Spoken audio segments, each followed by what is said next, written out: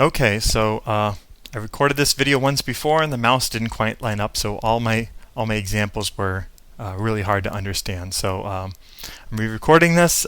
This video is about correlation, and this is an optional video, a very optional video. But data mining is a very, very useful subject, so I always want to make sure I give you that option if you are kind of getting the material so far. There won't be any assignments on this or any test questions, but I would say even if you have no interest in correlation or what it does, watch this once and maybe by the end you'll have gained something from it. So what is correlation? Correlation means how two variables move with each other. So let's go back to our real estate data set. And so the original data set that I created had our square footage and our price. And our input variable, our independent variable, was our square footage, and then our price was our dependent variable. Say I decided to be clever and I wanted to say, okay, I want to, based on the number of rooms, add that feature. So we have whether the house is 2 bedrooms, 3 bedrooms, 4 bedrooms, maybe even 5 bedrooms. And so that's another independent variable. So at this point I have 2 independent variables. I have our square footage, our number of bedrooms, and our price. Well, just from an intuitive sense, we can kind of see we really haven't gained anything as far as features, right? Because realistically, a 2-bedroom house and a 4-bedroom house are going to kind of correlate with the square footage. So a 2-bedroom house is going to be smaller square footage wise than a 4-bedroom house, and there may be some exceptions, but we're kind of saying on average. And when we deal with this data mining and statistics stuff, we tend to care about on average what happens. We don't care about if somebody can come up with one instance where they say, aha, here's a 2-bedroom house that's bigger than a 4-bedroom house. We're not concerned with that. We're concerned with the average. And so there's some correlation behind those two. And so one of the things that we talked about in the previous videos was overfitting. And so having too many features tends to create an overfit model. And you may think that you have a better model because the results come out really high, but in the future, when you try to put new data to your model, when you try to actually test it and use it in practice and validate it, it might not work out so well because remember we talked about that error term? When you have too many features, you're kind of trying to guess that error term a little bit more. And so what's been shown is that the more we can kind of make our model generic, the better it is at predicting new data. And so we may only get a model that is, say, 80% of whatever our performance metric is. Say it's accuracy or sensitivity or specificity or something like that, which may not be great, but it may be very generic, and so that 80% may work on new data very well. We may have one that we've come up with 97% as our performance metric, but it doesn't perform that well on new data. And what we're always concerned about is we want to know how well it performs on new data. Okay, and so part of that process is feature selection, and one of the ways to help out in feature selection is correlation. So I'm going to introduce a new data set here, and this is what's known as the IRIS data set, and this is a very famous data set. So we'll move away from the Titanic for a minute, and I'm in R because R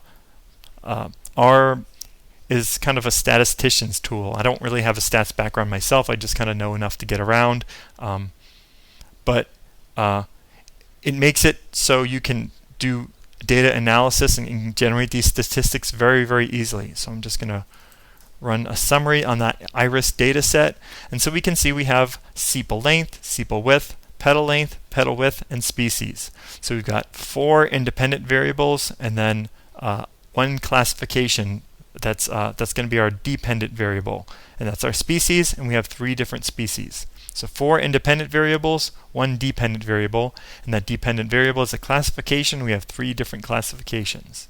So I hope this data set makes a little bit of sense. A long time ago, maybe 80 years ago, a bunch of botanists went out, or maybe a single botanist, and measured a bunch of these iris flowers. And because he was a botanist, he knew how to how to actually categorize these. He knew the different species, and then made this data set available and did this probably during a time that computers didn't even exist, and now it's one of the most famous data sets. So this is good to know, this data set. This is another very famous data set, and what people do a lot of times is when they're doing a video or a lecture or something like that, they'll use this iris data set just because it's so famous that you kind of don't have to spend the first 2 minutes of the video introducing the data set. You can just say, I'm using the iris data set, and it's kind of assumed people know what it is. So, and the other reason is when you're doing correlation, you have to use numeric data. And that Titanic data set didn't have nearly as much of numeric data that we could find correlation between. This iris data set works out perfect for that. So what I'm going to do is run what's known as a scatter plot on the iris data set. And I'm going to well, what I'll do for now is I'll just move this over, and this should work out pretty well.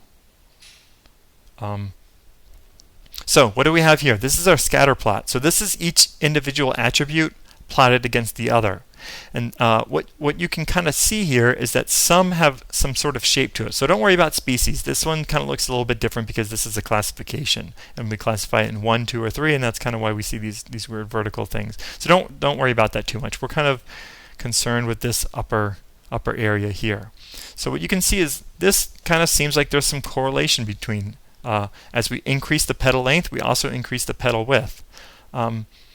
Here we don't as much. Sepal length and sepal width, it's kind of all over the place. There doesn't seem to be a lot of correlation. And so we can actually give a numeric value to this correlation. And so when we say there's not a lot of correlation, it's going to be somewhere around 0. If there is correlation, it's either going to be +1 or -1. So with a positive correlation, what that means is the petal width increases, so the petal length increases. And so that's a positive correlation. You can kind of see it goes in that direction. A negative correlation, and I don't see any good examples of negative correlation on this example, but they would kind of have a negative slope. They would slope downward.